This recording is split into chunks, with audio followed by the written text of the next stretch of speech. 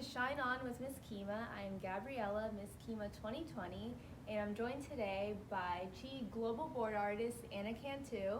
Hey. She is one of our sponsors, our oldest sponsors for Miss Kemah, and we're so happy to have her today on the show. And we're going to get to know a little bit more about you and what you do with Kemah and everything in your career. Awesome. Thank you, Gabriella. Congratulations. Thank you. Beautiful girl. I'm so proud of you. So proud of having you be and represent Miss Kemah. It's like adding value to that title. So. Thank you so much. We couldn't do it without Anna. Backstage, she is there with all the girls, holding our hands, making us feel comfortable. So definitely a lot of my memories at Miss Kemah are with you backstage with me and just guiding me through that experience. So we're very grateful to have you on our team and our family. Yay! So, I've always had questions about how you started in your career. You are a global board artist, and just seeing everything you do with Chi, all your hair shows, you're just so talented, professional at it. So I have so many questions on how you got started. Ask away. You can ask anything. So did you always have a passion to doing hair? Like, how did you get started with becoming a hairstylist, business owner? You know what? I think the beauty industry picked me. You know, going to school, I actually graduated with my license before I graduated high school. So just coming from a vocational education, I think that it just kind of picked me. I didn't know like whether I was going to go to college or what like really, you know, drove me or what I wanted to do. But I remember seeing this girl, and she had like a mannequin head in high school, and I was just like, oh my God, that's kind of cool. Like, I love doing hair. I have very curly hair, so I've always been good at taming my hair. So I thought, okay, well, I like hair. I like makeup. I like girly stuff. I was like, maybe I should get into cosmetology. And I remember telling my mom, and I'm number 6, so I'm the baby of you know, all these boys. And I was like, Mom, I want to do this. What do you think? And she's just like, yeah, like she was just all for it, just like great moms do.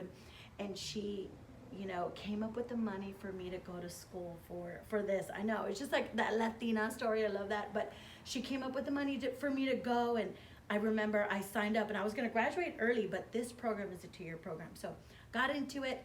I became the vice president of my class. I know, it was just so weird. I know, I'm ambitious like that. But I got involved in it, and I really didn't know that I was in love with it. You know, because you're in school, and you have to follow rules, and it's all this boring stuff, and it's sanitation and all that. So I didn't know the creative side that was on the other side. I finished, I passed, whatever, and I started working in a salon. I was a receptionist, and I learned so much just by kind of managing all these hairdressers. And these are hairdressers that have been in the game for like 40 years. You know, these are people that know how to build their clientele. And I studied them, and I would just watch them. And, you know, and I didn't know that there was so much opportunity with hairdressing. I went to my first hair show. I went to one of my first hair shows in New York. And I went to New York with these older women. And that's one thing, girls, hang around with older women because they can teach you so much, and they guide you, and they feed so much information. So I went with them to New York, and I was like freaking blown away because when I went in there, the world is huge. Like, the industry is huge. I mean, to talk about global brands, and I was like, whoa, what I'm in this beauty profession, it's huge. And I remember I went to Chi and I saw them on stage. And no one knows this, but I was a model for them, and I got this haircut in New York.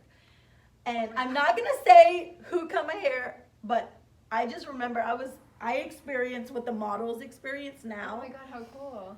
Yeah. Make sure you do a consultation.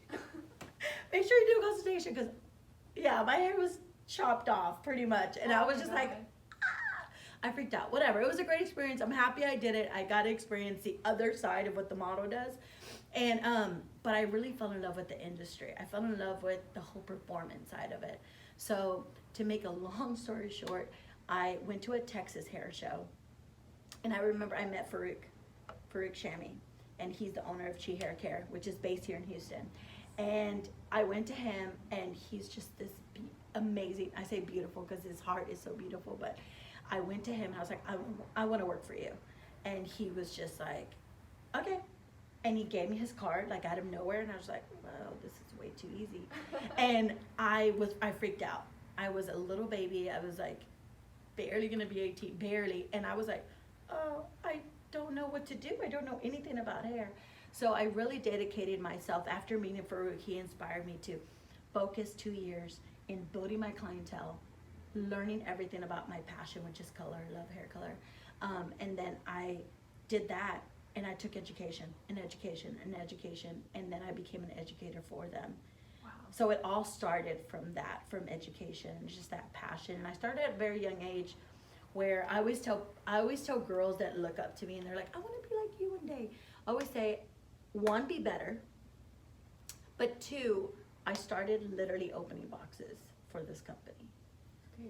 It's crazy, but it's possible, you know, because if you have a dream, 1, you just got to climb that little hurdle or that mountain, you know. So opening boxes, where I met some of my closest friends in this company, but you start literally from the bottom, and now we're here, you know. So. And your favorite is the hair coloring? It's like chemistry to me. It is, you know, hairdressing it's a lot of math.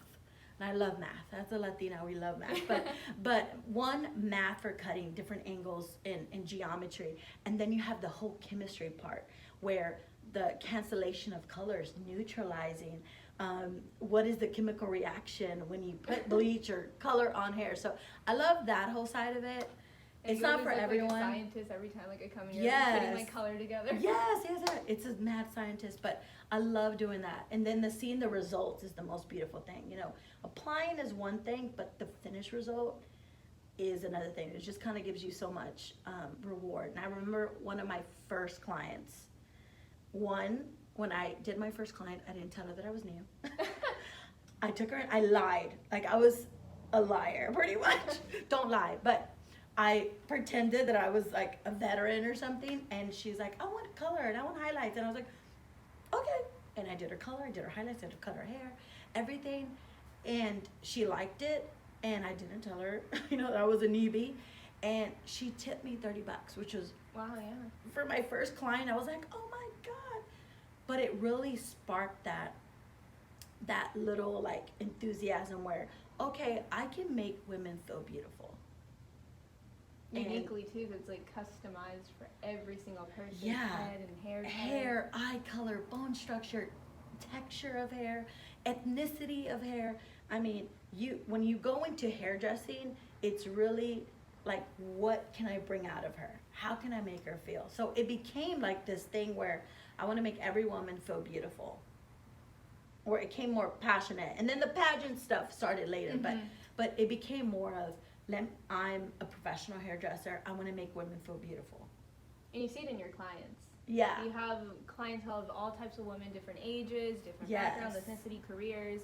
And I just think it's amazing. So your salon, the Color Studio, is almost 10 years old. I know. I can't believe that. It's so amazing. How did you come about starting it up, and how did that start? Honestly, it happened by accident. I knew I had like I'm very ambitious, so you have to have goals, and I recommend this to every woman. It doesn't matter if you're a beauty pageant queen or if you're a hairdresser or whatever it is. Have goals, right? Set yourself, okay, by the age of 20, 21, 25, 30, 35, you have to have certain goals. So for me, I knew I wanted a salon eventually. I had a certain time. I was like 7 years early. That's amazing. I know. And you know, it's scary because when you first start off, I started with 2 other partners. And when you first start off, you're scared. Yeah. And you're so nervous, and you think, am I gonna fail? Are people gonna want to come see me? You know, is this a good location? All the questions of starting a business go through your head, and that doubt. And you know, I think God guides you. So God guided me to take that initiative. And within a year after that, the 2 partners left. But I think God does that because God knew, Anna, maybe you hold yourself back. So I'm gonna put these 2 people here so they can push you out. And then guess what? I'm gonna remove them because you need to have it by yourself. So I strongly believe in God's like journey for you. So, you know, it just happened. and we picked a great location. I Yes. love our location right here in League City, right next to Kemah, right next to Friendswood, right next to all this beautiful little suburb area. And I'm so grateful for that, because not only is it a great location, but it's a beautiful spot, and it's really become home. And I love the space, and you know, we've redone it during COVID and stuff like that. So I think it just happens, you know, but you have to have that faith, and you got to keep on going. So Yeah, it's beautiful.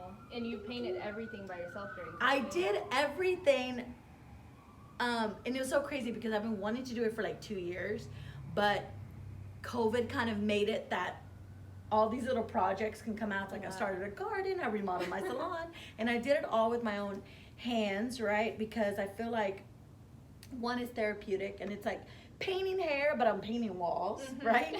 And then it was therapeutic, but also too, it's important that during COVID, I had to get out of my house. Yeah.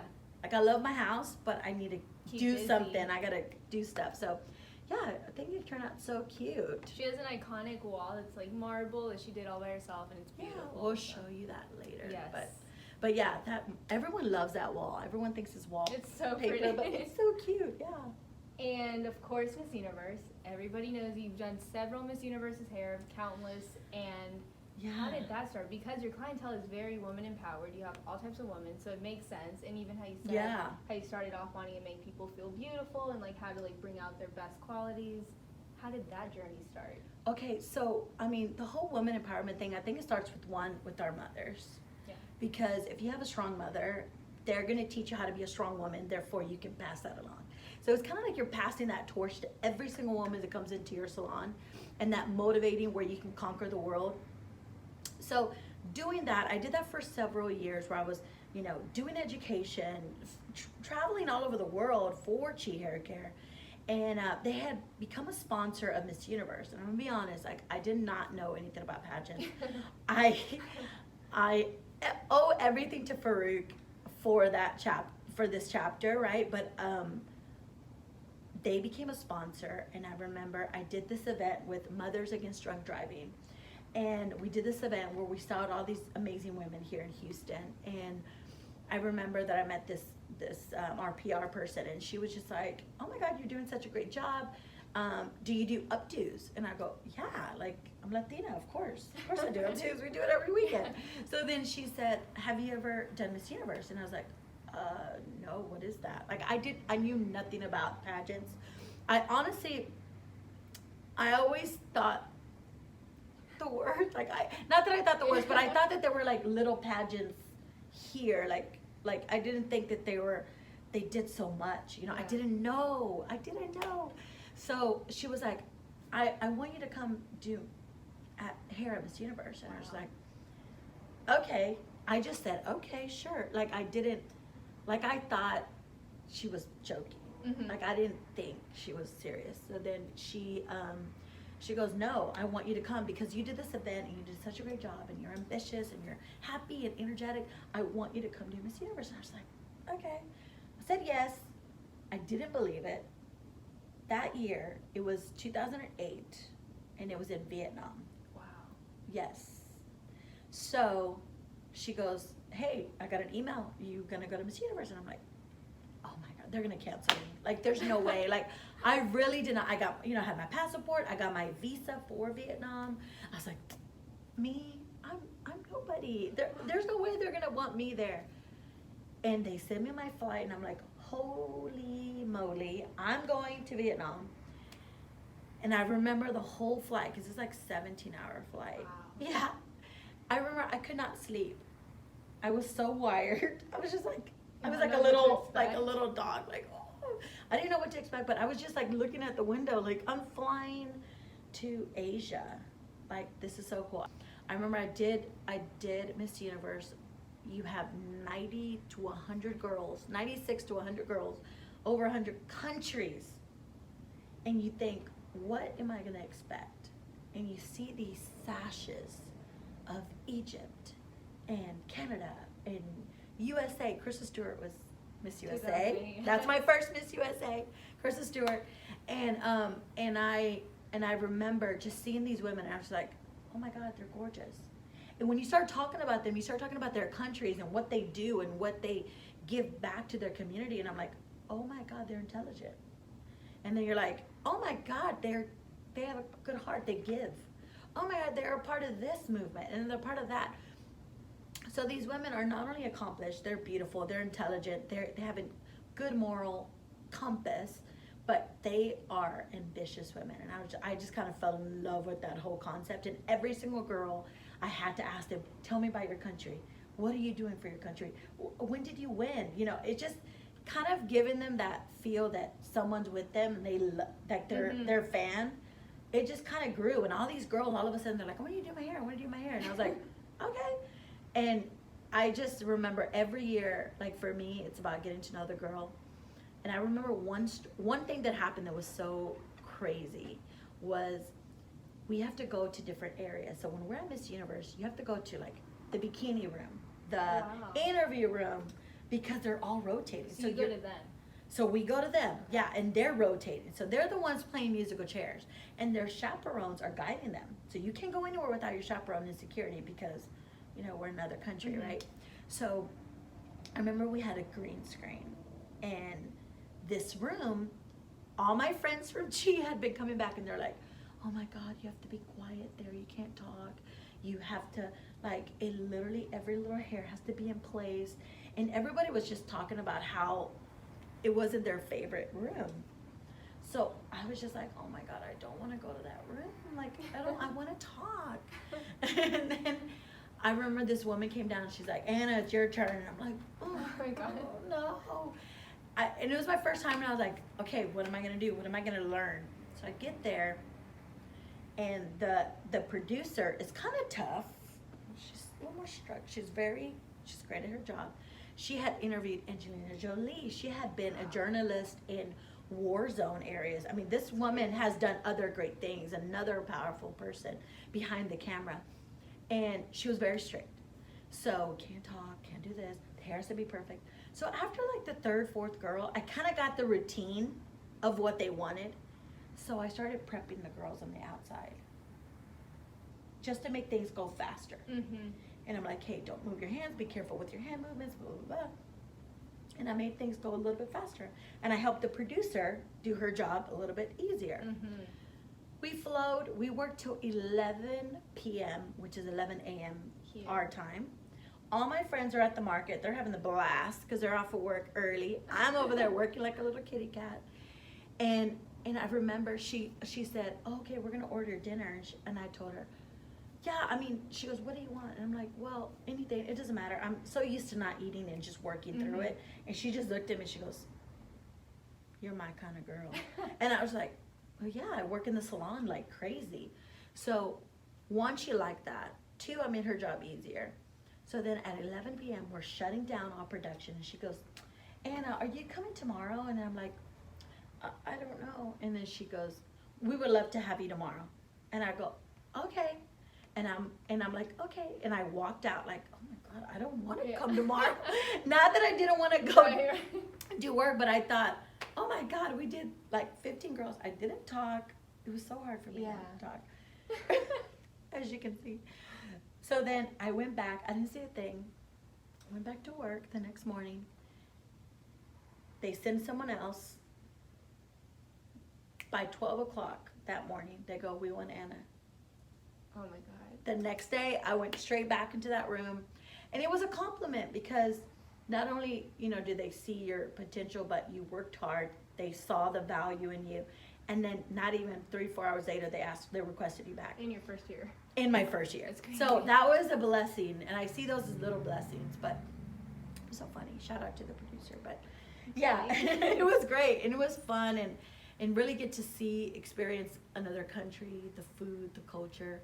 And in that interview, I remember Miss Colombia. Miss Colombia was first runner-up to Diana Mendoza. And I remember, because you're in the room and you're basically on the floor, and I would just look at them, and you know, you're hearing this over and over and over, and you're hearing all these questions, and you just can't stop but to stare at their feet. And I remember I saw her feet, and I was like, oh, she has pretty feet. And I started scanning, and I was like, oh my God, she's gorgeous. First runner-up, she was gorgeous. Yeah.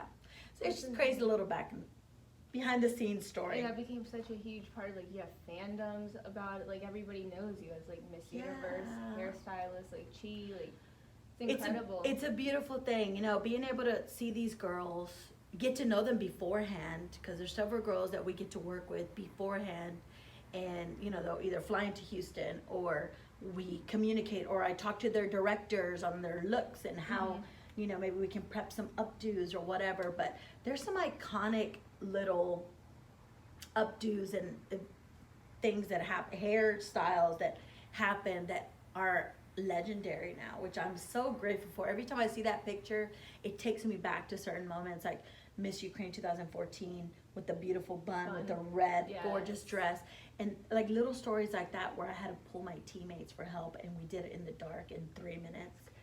And she's on the floor getting her shoes on while they're moving the stage. I mean, those are things that you, with time, you perfect. Those quick minute updos that you have to rely on your team, your products to get that, and you have to, you know, communicate. Like, there's so much memories that I have that are beautiful memories that I love.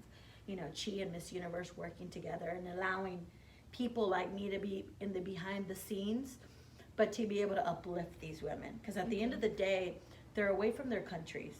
They're away from their states and their sponsors that are amazing, but they need to feel comfortable, and they need to feel comfortable with us, which is so important. So I really take that, and seeing like girls like you, Gabriela, and I know that we've had several girls and even Teen USA's that won from Kemah, where I see where they start.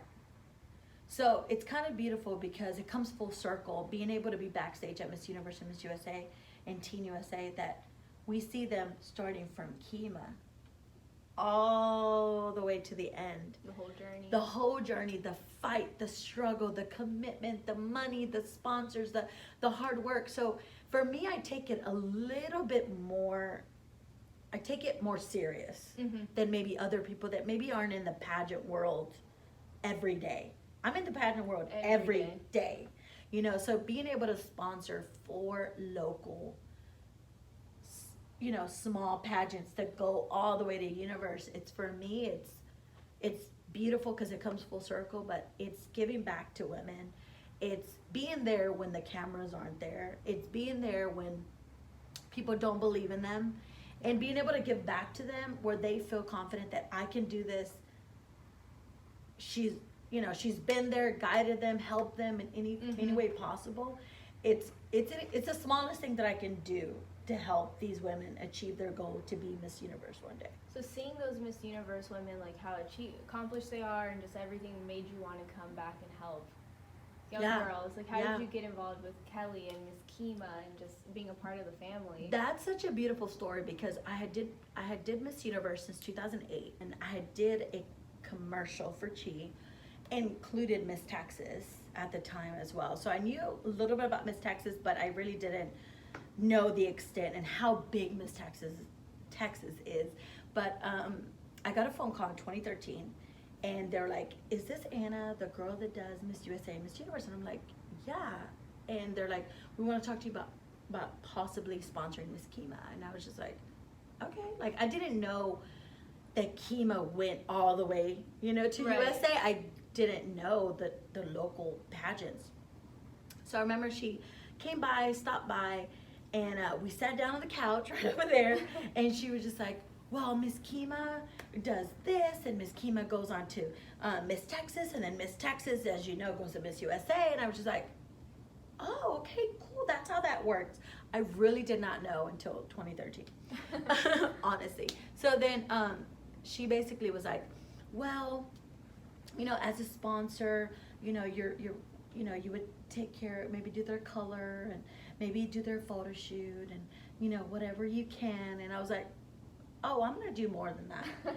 And she was just like, "Will you?" And I'm like, "Yeah, because I want them to be the best. Like, I want you to have the most beautiful hair. I want you to be able to style your hair. I want you to be flawless and be able to master your hair like a beauty professional."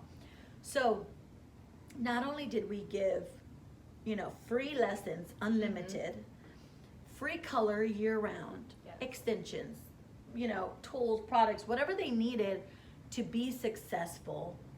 But the training, you really get to fall in love with the girls. And obviously every year is so different with every single girl that, you know, you create those bonds where they're forever bonds. But like, there's nothing that I wouldn't do for any of the girls that I sponsor for, because I really do fall in love with them. And it's really about building that relationship where they trust you, you trust them, and you can call them 24/7. It doesn't matter.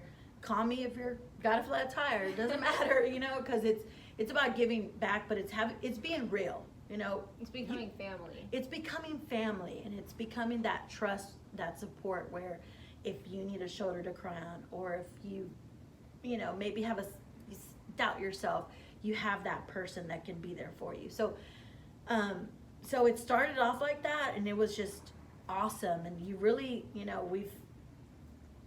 it's been a beautiful experience. It's been since 2013, and we've been 8 years already with the Kemah family. So it's been wonderful. And of course I've grown into that and really studied it and really kind of seen all the works and how it works. But being able to have a good director, being able to have good sponsors, and people that give back to you is priceless, because anybody can enter a pageant, but what do you do after? Who is right beside you? Who is helping you? So Kemah brings this element which I don't see anywhere else, where not only do you have this community that stands with you, you have Kelly, which is the heartbeat of Kemah. Yes. You have these amazing boutique sponsors with clothes. You have the #1 makeup artist in Texas. You know, you have Steven, which is phenomenal photographer, the iconic. You know, you have like so many different little, you know, dentists and this, and you have everything to help guide you there. You have amazing dress sponsors like Muzzies and Dress Galaxy, and you have people that really are there with you, Mm-hmm. that want to see you succeed. So that, like, for me, it creates more value and importance to have the Kemah. I've met girls where they cry because they didn't win Miss Kemah, and that just shows you that Kemah is really real.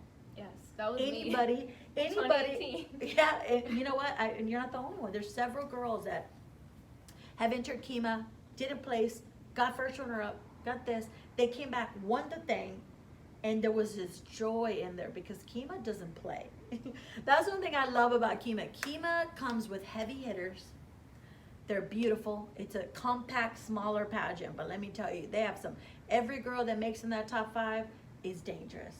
And that's what I love, that element of Kemah, but because of that prize package, because of the community, the support, the family, the sisterhood, the legacy, in the short amount of time that Kemah has built up, it's really big.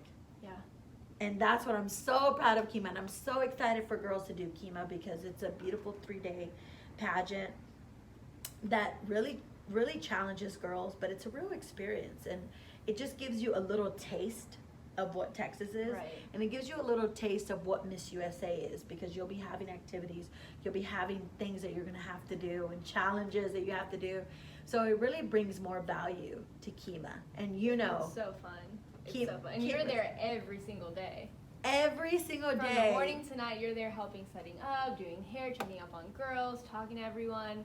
It's very family oriented, and we all become best friends and like family sponsors. Like I remember the first time I did Kemah, I fell in love with all the sponsors, and I kept working with y'all. Yeah. And then here we are now, and I still get to. And it's like it's so exciting to have these people that I fell in love with my first Miss Kemah, Yeah. and now be a part of this legacy and continue to help it grow and get new girls to sign up and help us keep Yeah. the legacy going. Yeah, no, for sure. I mean, that's the beauty part of it, because, you know, when cameras are off, it's real. You're like, you're being real. And girls want that. Girls want Yeah. that family unity, that community that's going to hold their hand Mm-hmm. and say, let's go.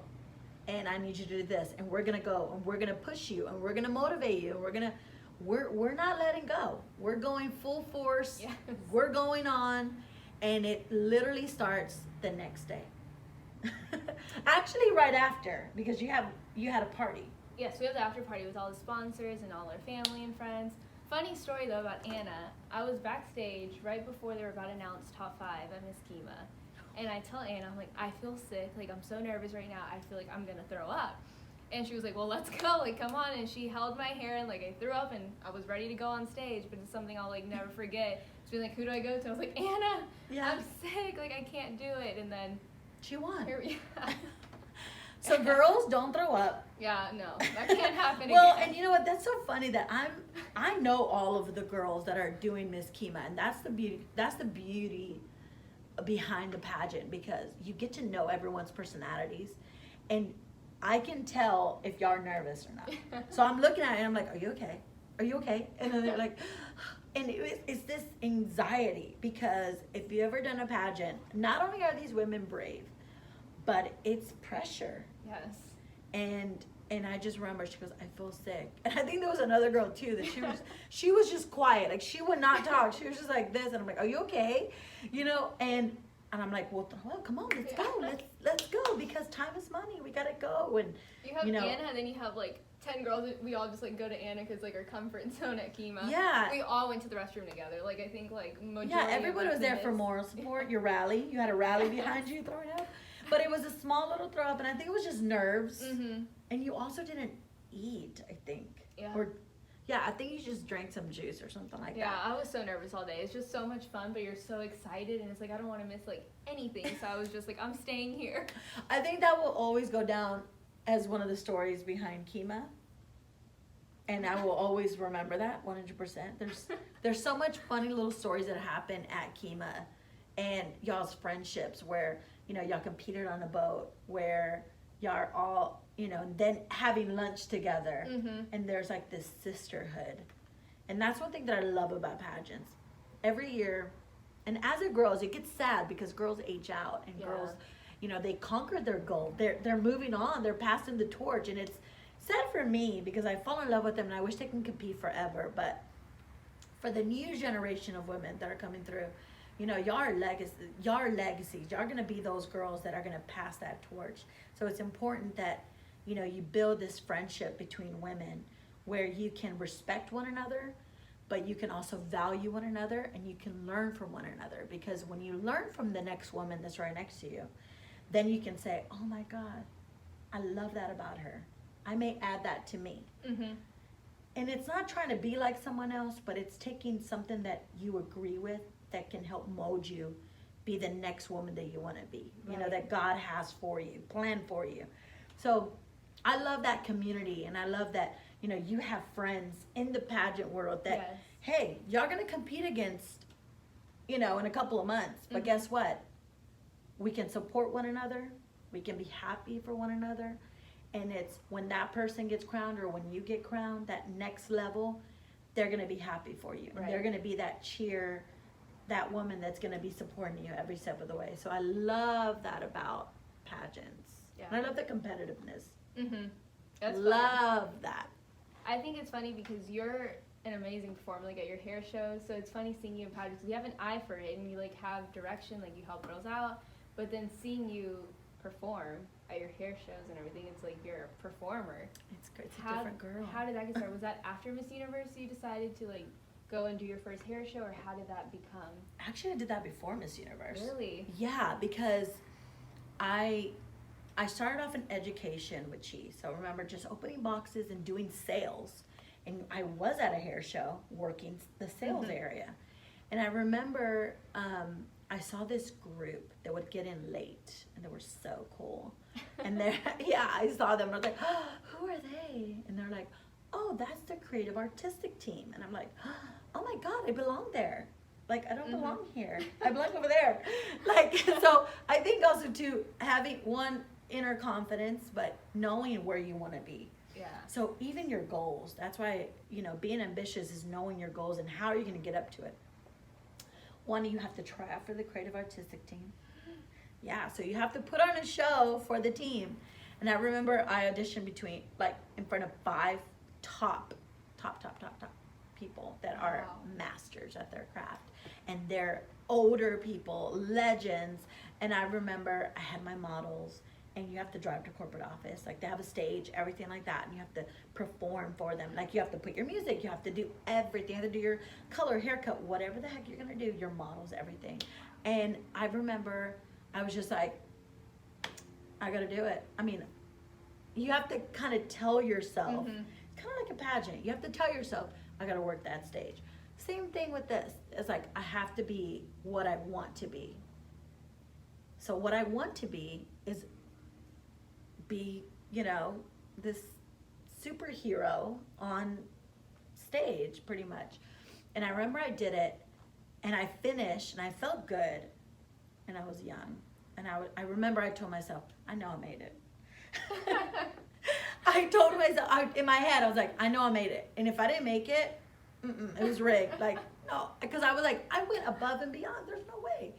So I remember I made it, and there's different levels in the creative artistic team. So there was level C, level B, level A, executive, and then global wasn't even there yet.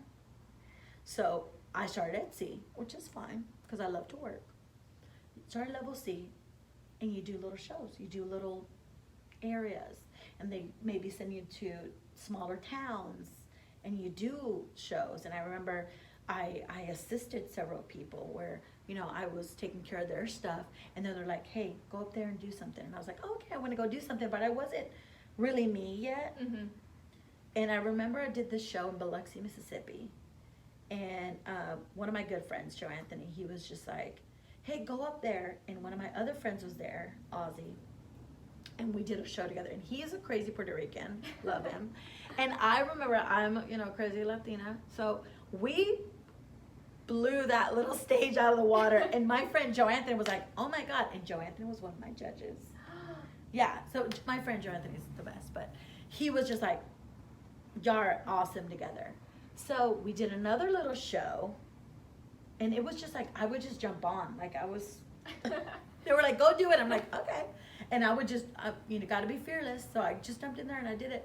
So then one of the bosses was like, hey, you're gonna do a show with Ozzy.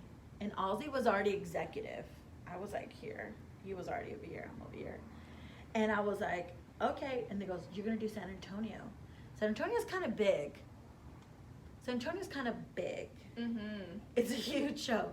And then I remember when our friends called me, and they go, oh my God, you're one of the lead artists with Ozzy. And I go, Oh my what? God.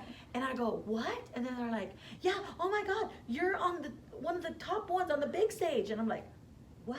I didn't even read my confirmation, because they send you like paperwork. And I was like, oh my God, I didn't know. I didn't even know. Mhm. They knew. That's crazy. Yeah, I was just like, whatever. So we did the show, and we went up there. We killed that thing. We killed it. And I remember it was just a lot of Latinos were there. And then they just fled. That freaking crowd was ridiculous. And you're just on this high, and you're just blah, blah, blah, blah, and you're talking for like an hour. You're doing hair, you're doing crazy stuff. I get off stage, and one of the bosses, and her name is Lisa Marie, and she was like, she grabbed me by my shoulder. She goes, you did great. And I'm like, okay. And she goes, if you keep this up, you'll be executive in 1 year. And I'm like, okay, easy. I can do that. Like, whatever. And we did it again. And when you do this, when you do shows, you're not going up one time. You're going 3 to 4 times in one day. And you're doing show after show after show after show. And you're following up a different show that is a powerhouse. I mean, these people know how to put on a show. And if you've ever been to a show or seen it on YouTube or whatever, she is the best at doing shows. Not only do we know how to present, but our team is, they're artists. Yeah.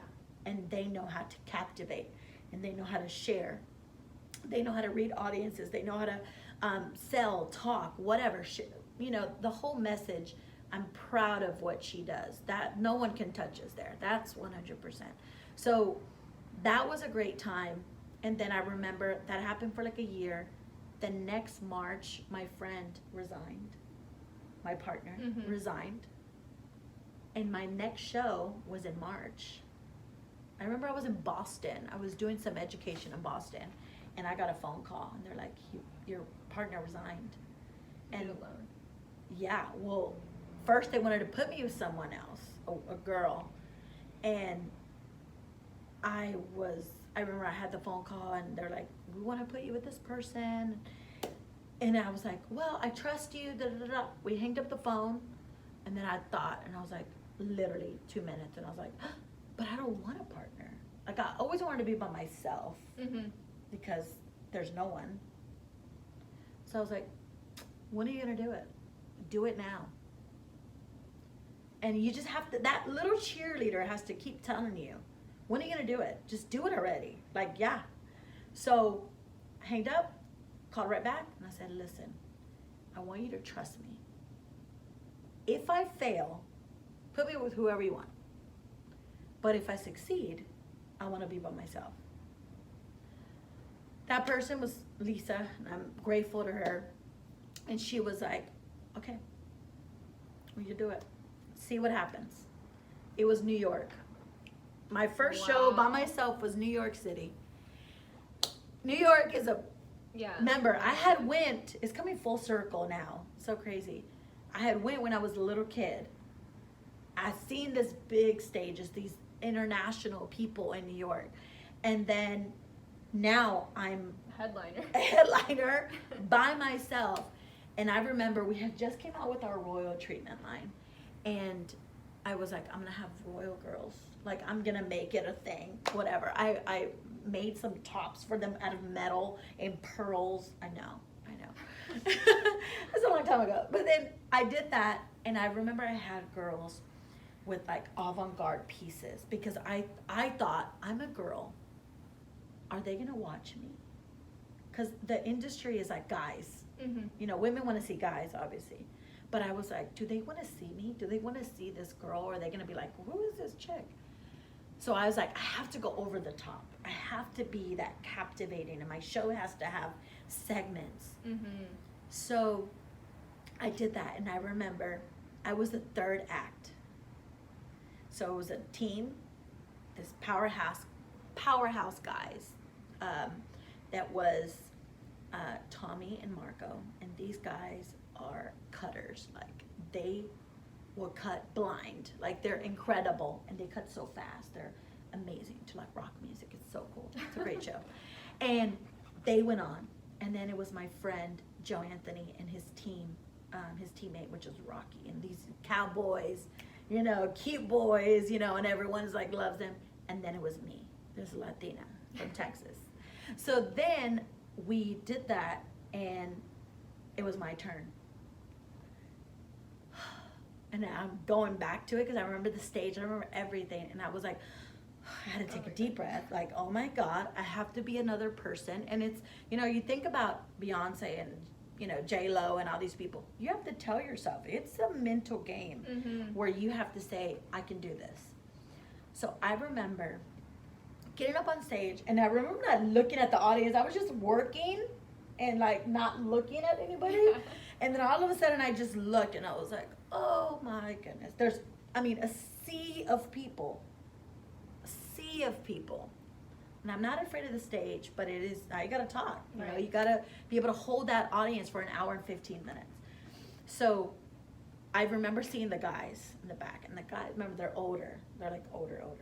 They're like this, watching me. And they're all like 4 of them, and they're all like this. Like, what is she gonna do? And I'm doing this, and I'm doing that, and I'm my music, and it's totally opposite of what they're doing, like totally opposite.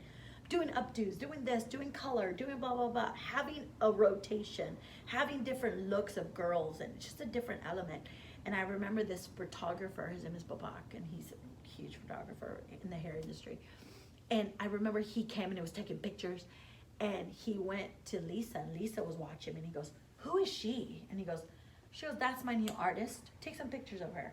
He started taking pictures of her, submits the pictures to magazines. So I was like in Sophisticated Magazine, like all these little magazines, and you see my models there in these magazines. And I was just like, oh my God, like I did her hair. Like I really was like blown away. I was like, how does this happen? It was nuts. It went like a rocket. And I remember I got off and she congratulated me, and my friend Joe Anthony congratulated me. And then, and that's one thing that when I think about the old times, I think about Lisa, you know, another powerhouse woman. And she goes, this girl just kicked your butt, and kind of made it more competitive, which I'm a competitor, and made it where it was not only respect, but it was this challenge. Mm-hmm. And it was this young girl by herself outselling two men that were older and veterans. So it made it more of this friendly competition, but friendly competition makes you better. Yeah. And I love that. Like I love that. And it kind of, I never got a partner, and it just went full force. And you know, it developed into so much more. And then pageants came in, which switched it up again. Mm-hmm. And then it kept on changing. So you have to keep evolving and switching it up. And now I can say, you know, proudly that I'm a part of the Global Board Artist. I can, you know, Chi is like my home.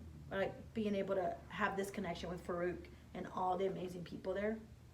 Being able to share comments on the products and be able to film for it and be able to, you know, do all this stuff. It's kind of, it's beautiful, but I never imagined that it would be this good. Yeah. And your shows are like iconic. Your performances are amazing. They're fun. Artistic, creative. It's fun. It's you're like a rock star, like a hair rock star, and it's awesome. And I can't wait to be able to travel again and be able to share that with all my hairdresser friends and stuff like that. So that's one thing too. And I've been able to travel to so many different places with Chi, which is a blessing. It's amazing. Yeah. Thank you so much for interviewing with me. I loved hearing your story and having you a part of my journey at Kemah, and just getting to watch you do your shows and keep evolving and growing. So thank you so much.